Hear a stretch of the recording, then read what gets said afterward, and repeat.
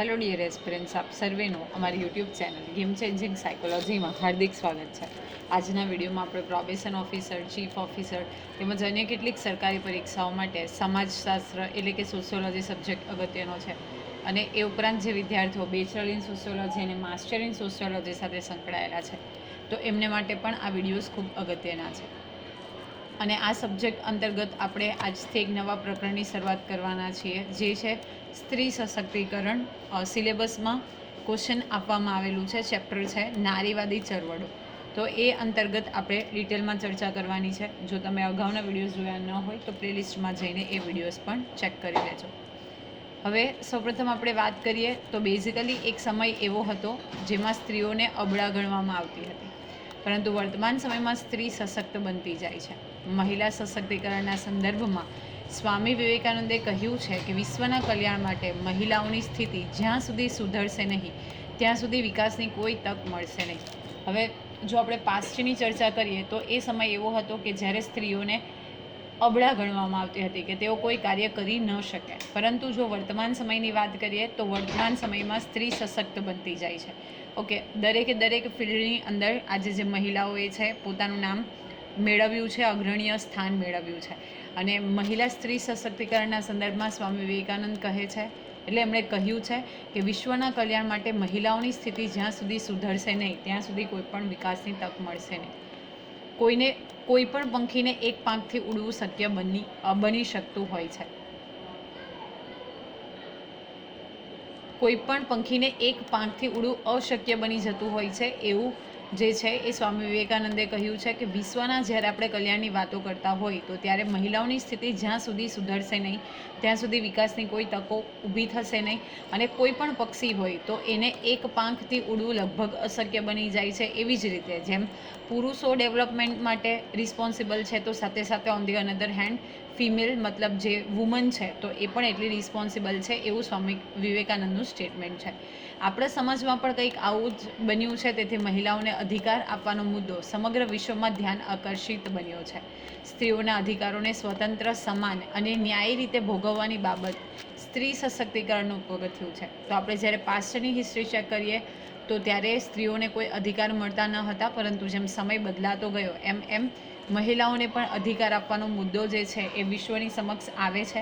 અને એટલા માટે સ્ત્રીઓને અધિકાર આપવામાં આવે છે, એમને સ્વતંત્રતા આપવામાં આવે છે, સમાન તકો આપવામાં આવે છે અને ન્યાયની રીતે પણ સ્ત્રીઓને બેઝિકલી ટ્રીટ કરવામાં આવે છે. અને એ જ જે છે એ સ્ત્રી સશક્તિકરણનું એટલે કે વુમન એમ્પાવરમેન્ટનું પ્રથમ પગથિયું છે. આ વિશેની વિભાવના, લક્ષણો અને મહત્ત્વને જોવા જરૂરી છે. ભારતમાં વિવિધ બાબતો પૈકી લિંગ પ્રમાણ સાથે તે સંબંધિત છે. જેમ જેમ મહિલાઓ વિશેના ખ્યાલો બદલાતા ગયા, એના વિકાસ વિશેના અભિગમો વિકસતા ગયા, એમ વિકાસની પ્રક્રિયામાં એને સામેલ કરવામાં આવી. એમ શૈક્ષણિક, આર્થિક, સામાજિક, રાજકીય અને આરોગ્યના ક્ષેત્રે સ્ત્રીઓનું સશક્તિકરણ જે છે એ વધવા લાગ્યું. તો પહેલાંના સમયની વાતો કરીએ તો ત્યારે બેઝિકલી અભિગમો જે લોકોના હતા રિગાર્ડિંગ ટુ સ્ત્રી સશક્તિકરણ એટલે કે વુમન એમ્પાવરમેન્ટ એ ડિફરન્ટ હતા. પરંતુ સમય બદલાય છે એમ ખ્યાલો પણ બદલાય છે અને એને કારણે જે વિકાસના અભિગમો છે તો એમાં પણ ચેન્જીસ આવે છે. અને વિકાસની દરેક પ્રક્રિયાઓમાં હવે સ્ત્રીઓને સામેલ કરવામાં આવે છે. તો કઈ પ્રક્રિયા, તો ભલે શૈક્ષણિક પ્રક્રિયાઓ હોય, આર્થિક હોય, સામાજિક હોય કે ન્યાય પ્રક્રિયાઓ હોય, તો એમાં ડે બાય ડે આપણે જોઈ શકીએ છીએ કે સ્ત્રીઓનું જે પ્રમાણ છે એ પ્રમાણ વધ્યું છે. તો એ પણ યાદ રાખવા જેવું છે. ભારતનું બંધારણ, કાયદો તેમજ સ્ત્રીઓ વિશેની વિવિધ કલ્યાણ યોજનાઓ અને કાર્યક્રમોને લીધે સ્ત્રી સશક્તિકરણને વેગ મળ્યો છે. પ્લસ સરકાર પણ સ્ત્રીઓનું ડેવલપમેન્ટ થાય એ માટે વિવિધ પગલાં ભરી રહી છે. અને એ બાબતની જો આપણે બેઝિકલી વાત કરીએ તો અલગ અલગ જે સ્ટેપ્સ છે એ કોના દ્વારા ઉઠાવવામાં આવે છે? સરકાર દ્વારા ઉઠાવવામાં આવે છે. તો બેઝિકલી આ ચેપ્ટરની અંદર આપણે સ્ત્રી સશક્તિકરણ સાથે સાથે આપણે જો વાત કરીએ તો સ્ત્રી સશક્તિકરણના વિવિધ કાર્યક્રમો, કલ્યાણકારી યોજનાઓ અને સ્ત્રીઓ વિશેની કાયદાકીય જે માહિતી છે એ મેળવવાની છે. જો આપણે પાસ્ટની હિસ્ટ્રી તપાસીએ તો આપણને જોવા મળશે કે સ્ત્રીઓને આર્થિક ઉપાર્જનના ભાગ તરીકે ગણવામાં આવતી હતી. સ્ત્રી એટલે બેઝિકલી એક પરિવારને સાચવવાનું કાર્ય, ઓકે, પરંતુ આજની મતલબ એની સાથે કનેક્ટેડ વ્યક્તિ, પરંતુ આજની જ્યારે આપણે વાત કરીએ છીએ તો બેઝિકલી દરેક ફિલ્ડની અંદર આજે સ્ત્રીઓએ પોતાની એક આગવી ઓળખાણ છે એ ઊભી કરી છે, આગવી પહેચાન બનાવી છે. અને એને આધારે જ આપણે એવું કહી શકીએ કે વર્તમાનમાં જ્યારે બેઝિકલી આપણે વાત કરીએ તો સ્ત્રી પણ સમાજના જે પુરુષો છે એના ખભેથી ખભા મેળવીને ચાલી રહી છે. પ્લસ એવું કહેવું સહેજ પણ ખોટું નથી કે કોઈ પણ એવું ફિલ્ડ નથી જ્યાં આજે આપણે વુમન એમ્પાવરમેન્ટ જોઈ ન શકીએ. આપ સૌ જાણો છો એ પ્રમાણે હાલમાં ભારતે એક ખૂબ મોટું ગણાતું જે કેમ્પેઇન છે, બેઝિકલી આપણે વાત કરીએ ઓપરેશન સિંદૂર, ઓકે, જે પાકિસ્તાન ઉપરની એર સ્ટ્રાઇક છે, તો એમાં જ્યારે આપણે એર સ્ટ્રાઇક કરી તો એમાં પણ 2 સ્ત્રીઓના નામ, એક હતા વિંગ કમાન્ડર વ્યોમિકા સિંહ અને બીજા જે હતા કર્નલ સોફિયા કુરેશી. તો એ બંને સ્ત્રીઓએ ખૂબ જ પ્રશંસનીય કામગીરી કરી, ઓકે, અને જે વિશ્વના ફલક ઉપર એની નોંધ લેવામાં આવી. તો આ વસ્તુ જે છે એ સ્ત્રી સશક્તિકરણને સૂચવે છે. પ્લસ આપણે એવું કહી શકીએ કે આજની જે સ્ત્રી છે એ ધારે એ વસ્તુ કરી શકે છે, ઓકે. તો જે પ્રિવિયસલી કોન્સેપ્ટ હતો એ અને હાલો કોન્સેપ્ટ જે છે એ બદલાયો છે. હવે આપણે જોઈએ સ્ત્રી સશક્તિકરણના અર્થ વિશે. તો સ્ત્રી સશક્તિકરણ એટલે કે એમ્પાવરમેન્ટ. આ શબ્દનો ઉદ્ભવ 1970ના દાયકામાં લેટિન અમેરિકામાં શિક્ષણ અંગેની ચર્ચામાં થયો હોવાનું ઇવલિન હસ્ટ નોંધે છે. તો બેઝિકલી એવું કહેવાય છે કે 1970ના દાયકામાં લેટિન અમેરિકામાં શિક્ષણ અંગેની ચર્ચા થતી હતી અને એમાં આ એમ્પાવરમેન્ટ જે શબ્દ છે એ ચર્ચિત થયો હતો એવું ઇવલિન હસ્ટ કહે છે.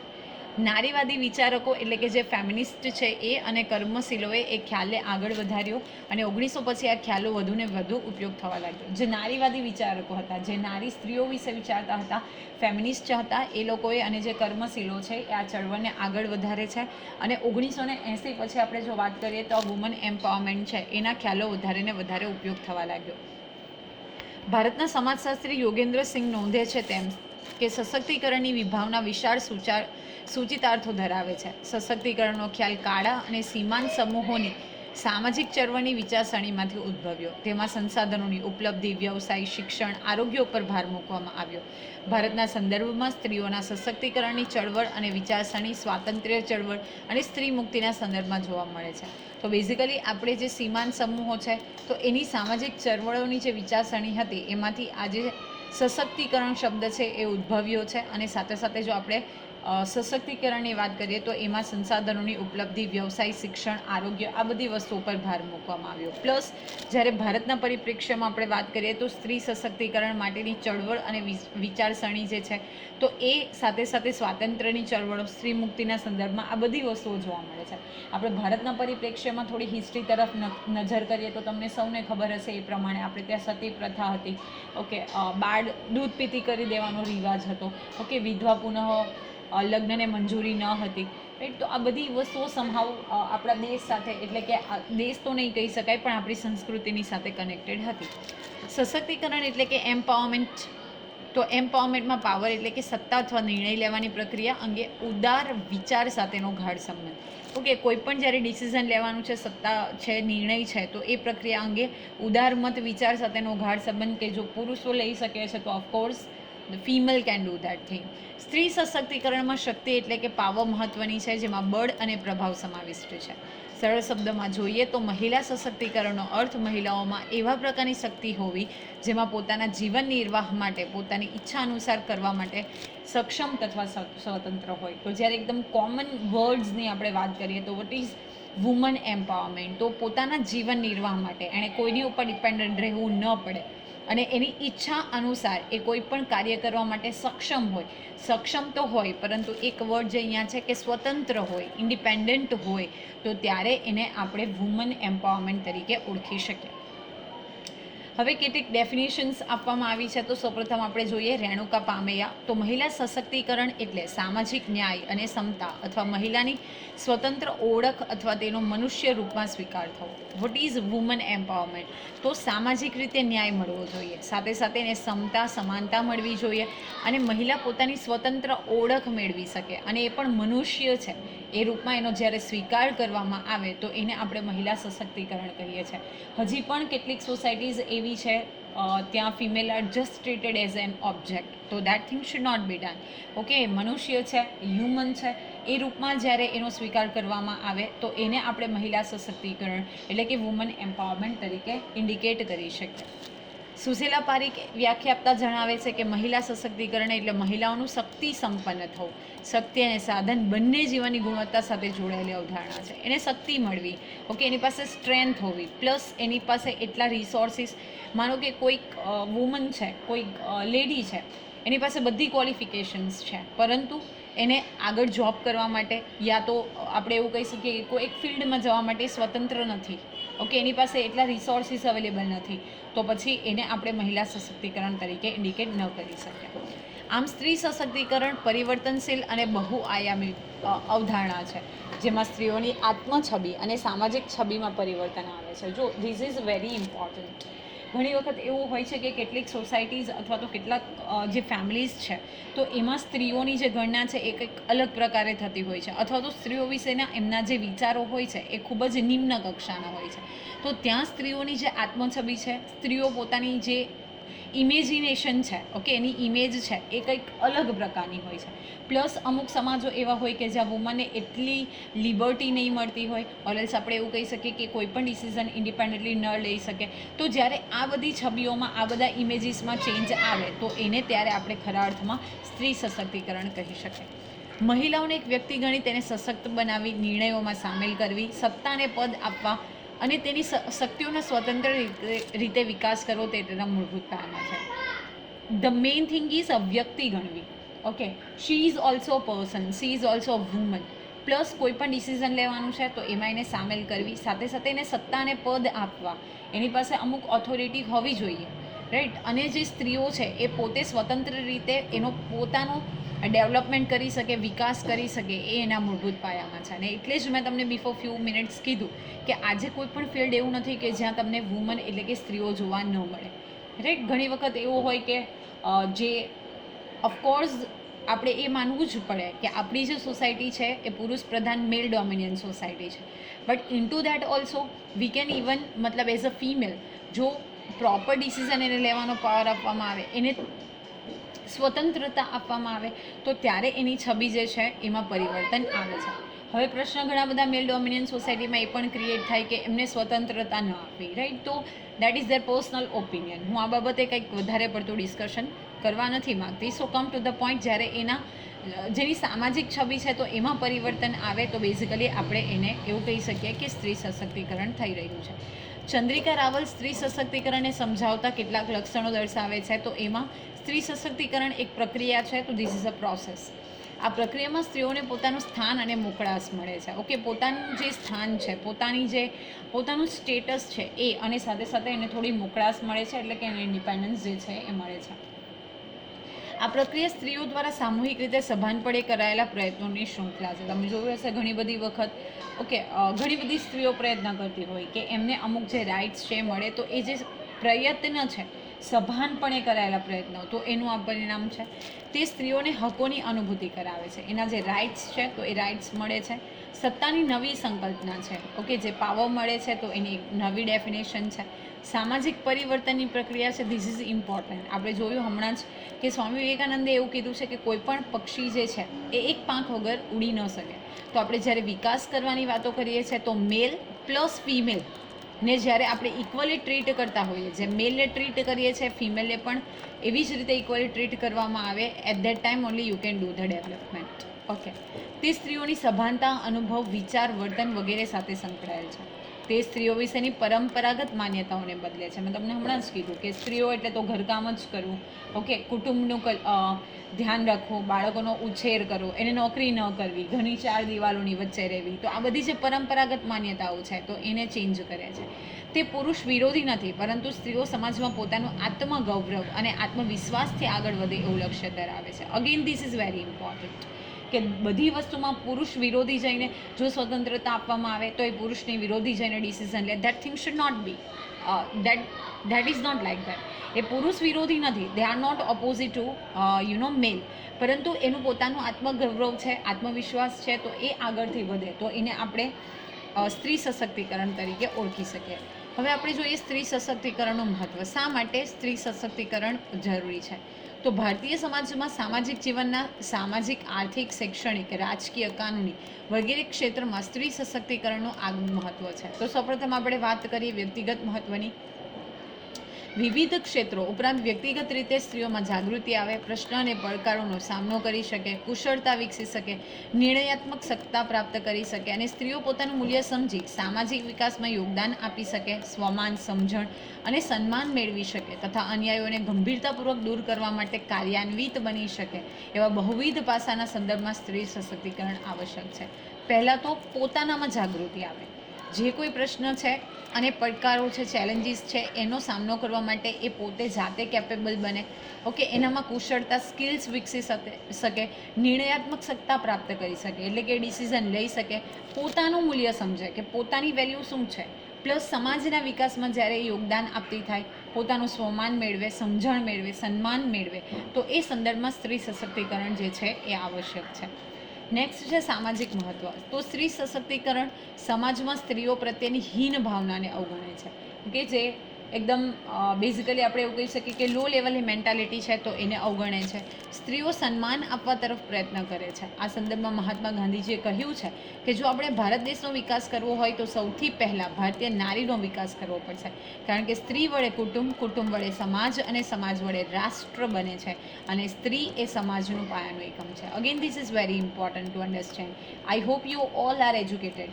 તો કોઈ એક ડાયમેન્શનથી ન જોવાને બદલે હર એક ડાયમેન્શનથી આપણે વિચાર કરીએ. ઓલરાઈટ, તો મહાત્મા ગાંધીજીએ કીધું છે કે જો આપણે ભારત દેશનો વિકાસ કરવો હોય, એટલે કે એમણે કીધું હતું, તો એ માટે સૌપ્રથમ આપણે દેશની જે નારી છે એનો વિકાસ કરવો પડશે. કારણ કે તમે સૌ જાણો છો એ પ્રમાણે સ્ત્રી વડે એક કુટુંબ છે, કુટુંબ વડે એક સમાજ છે, સમાજ વડે એક દેશ છે અને દેશ વડે એક રાષ્ટ્ર જે છે. ઓકે, એટલે કે રાષ્ટ્ર છે, દેશ છે, અને એટલા માટે જે સ્ત્રી છે એ સમાજના પાયાનું એકમ છે. સ્ત્રી સશક્તિકરણ સમાજમાં સ્ત્રીઓને થતા અન્યાય, શોષણ અને પજવણીમાંથી મુક્તિ આપી સ્વતંત્રતા તરફ લઈ જવા માટેની મહત્ત્વની પ્રક્રિયા છે. આ માટે આંદોલનો પણ થયા છે. સ્ત્રી સંગઠનો અને સમાજ સુધારકોએ સામૂહિક ચેતના પણ જગાવી છે. તો બેઝિકલી આપણે વાત કરીએ કે જે અન્યાય થાય છે, શોષણ થાય છે, જે પજવણીમાંથી મુક્તિ આપીને સ્વતંત્રતા તરફ લઈ જવાની એક મહત્ત્વની પ્રક્રિયા છે અને એના માટે ઘણા બધા આંદોલનો પણ પાસ્ટમાં થયા છે. તો એને કારણે આપણે સામૂહિક ચેતના પણ જગાવી શકીએ છીએ. સશક્તિકરણ સ્ત્રીઓને પોતાના સ્થાનમાં પરિવર્તન લાવવા અને પોતાના બાળકોનું યોગ્ય સામાજિકીકરણ કરવા સક્ષમ બનાવવા માટે ઉપયોગી છે. તેમજ નેતૃત્વ શક્તિ અને આત્મવિશ્વાસ વધે તે માટે પણ આવશ્યક છે. ઓકે, તો એક પ્રકારનું સામાજિકીકરણ થઈ શકે, પ્લસ એનામાં નેતૃત્વ શક્તિ એટલે કે લીડરશિપ આવે અને જે કોન્ફિડન્સ છે ગેઇન થાય, ઇન્ક્રીઝ થાય, તો એ માટે પણ આવશ્યક છે. નેક્સ્ટ છે શૈક્ષણિક મહત્ત્વ. તો મહિલા સશક્તિકરણ શિક્ષણમાં આવશ્યક છે, કારણ કે શિક્ષણથી સ્ત્રીઓ પોતાના મનપસંદ ક્ષેત્રમાં શિક્ષણ લઈ પોતાના ધ્યેય, સિદ્ધિ અને સફળતા પ્રાપ્ત કરી આત્મવિશ્વાસ કેળવી સ્વાવલંબી બનવા સમર્થ બને છે. ઓકે, તો એને જેમાં ઇન્ટરેસ્ટ છે એ ફિલ્ડમાં જઈ એ પોતે એજ્યુકેશન મેળવી શકે. ઓકે, એના જે ગોલ્સ છે, એમ્સ છે, તો એ બધા ફૂલફિલ કરી શકે અને પ્લસ એ સેલ્ફ રેલિયન્ટ બને, એટલે કે આત્મનિર્ભર બને. તો એટલા માટે શૈક્ષણિક મહત્ત્વ છે. શિક્ષણમાં સ્ત્રીઓને મળતી વિશેષ સવલતો સ્ત્રી સશક્તિકરણને ગતિશીલ બનાવે છે. સ્ત્રીઓના પરંપરાગત વલણોને બદલવા શૈક્ષણિક સશક્તિકરણ એવું માધ્યમ છે જેને સાચી દિશા તરફ લઈ જાય છે.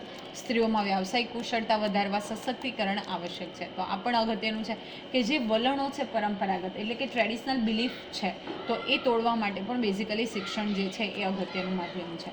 નેક્સ્ટ છે આર્થિક મહત્ત્વ. તો કોઈપણ રાષ્ટ્રમાં વિકાસ માટે આર્થિક સશક્તિકરણ જરૂરી છે.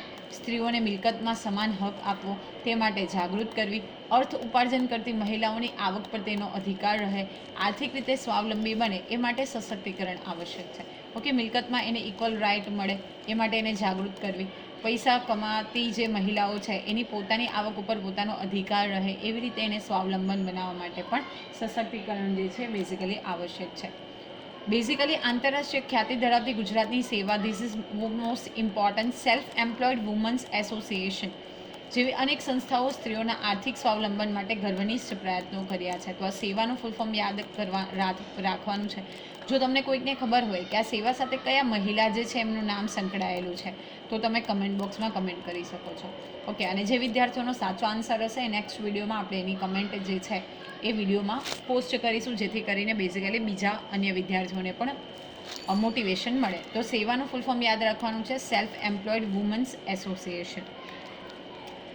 જે સ્ત્રીઓ ખેતી અને ખેતી આનુષંગિક ગૃહ ઉદ્યોગ કે સ્વરોજગારમાં રોકાયેલ છે તેઓને પોતાના કાર્યનું યોગ્ય વળતર મળે અને આર્થિક યોગદાનની ગણતરી થાય તે માટે પણ સ્ત્રી સશક્તિકરણ આવશ્યક છે.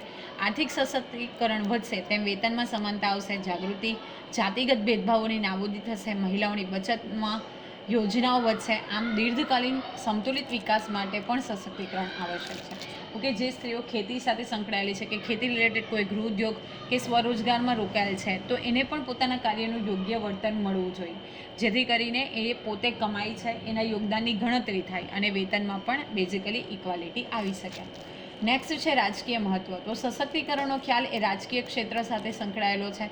ભારતના બંધારણના આર્ટિકલ 14, 15 અને 16માં રાજ્યે સ્ત્રી પુરુષ સમાનતાનો અધિકાર, સ્ત્રી પુરુષ લિંગ ભેદ સામે પ્રતિબંધ અને રોજગારીની તકોમાં સમાનતાનો અધિકાર આપ્યો છે. આમ છતાં એનું વાસ્તવિક ચિત્ર જુદું જોવા મળતું, પરંતુ સ્થાનિક સ્વરાજ્યની સંસ્થાઓમાં મહિલા આરક્ષણની જોગવાઈને લીધે સ્ત્રીઓને રાજકીય સશક્તિકરણની પણ તક આપવામાં આવી છે. ઓકે, તો બેઝિકલી ભારતનો જે આર્ટિકલ છે બંધારણનો 14, 15 અને 16 એમાં તો સમાનતાનો અધિકાર મળ્યો છે, સ્ત્રી પુરુષ લિંગ ભેદ સામે પ્રતિબંધ મૂકવામાં આવ્યો છે, રોજગારીની તકોમાં સમાનતાનો અધિકાર આપવામાં આવ્યો છે. છતાં પણ જે ચિત્ર છે એ અલગ જ પ્રકારનું હતું અને એટલા માટે જે લોકલ સેલ્ફ ગવર્નન્સ છે એટલે કે સ્થાનિક સ્વરાજ્યની સંસ્થાઓ, ગ્રામ પંચાયત, તાલુકા પંચાયત, જિલ્લા પંચાયત, તો એમાં પણ મહિલાઓના રિઝર્વેશનની એક જોગવાઈ કરવામાં આવી છે. સાથે સાથે મત આપવો, ઉમેદવારી નોંધાવી, વિજેતા બનવા, સત્તામાં ભાગીદાર થવું, એ બધી વસ્તુઓ સ્ત્રી સશક્તિકરણ માટે આવશ્યક છે. ઉપરાંત ભારતમાં સ્ત્રીઓ વિશેના વિવિધ કાયદાઓ તથા સ્ત્રીઓનું સશક્તિકરણ કરવાનો પ્રયત્ન થયો છે. સ્ત્રીઓમાં આરોગ્ય અને સ્વાસ્થ્ય સંબંધિત સભાનતા કેળવાય એ માટે પણ મહિલા સશક્તિકરણ આવશ્યક છે. તમે જોતા હશો કે ઘણી બધી વખત હાલના આપણા પોઝિશનની વાત કરીએ તો આરોગ્ય રિલેટેડ સ્ત્રીઓ ઘણી બધા પ્રોબ્લેમ્સ જે છે એ ફેસ કરે છે. તો એમના સ્વાસ્થ્ય સંબંધિત સભાનતા કેળવાય એટલા માટે પણ એમને એજ્યુકેશન આપવું એ ખૂબ જરૂરી બની જાય છે. ઓકે, અને એટલા માટે પણ સશક્તિકરણ જે છે ખૂબ આવશ્યક છે. કારણ કે તમને ખબર હશે કે કેન્સરથી લઈને ઘણા બધા જે રોગો છે, ઓકે, તો એની સાથે બેઝિકલી આ સ્ત્રીઓએ ઘણી બધી પ્રોબ્લેમ્સ જે છે ફેસ કરવા પડે છે. તો એના માટે પણ ગવર્મેન્ટ વર્ક કરી રહી છે. તો આશા રાખું છું કે બેઝિકલી આજના ચેપ્ટરમાં આપણે સ્ત્રી સશક્તિકરણ એના મહત્ત્વ વિશે વાત કરી, તો એમાં તમને સમજ પડી હશે. વિડીયો પસંદ પડે તો વિડીયોને લાઇક કરી અને શેર કરવાનું ભૂલશો નહીં. અને આવા જ વધુ વિડીયોની અપડેટ્સ મેળવવા માટે even you can subscribe our YouTube channel game changing psychology. Thank you for watching the video. Have a nice day.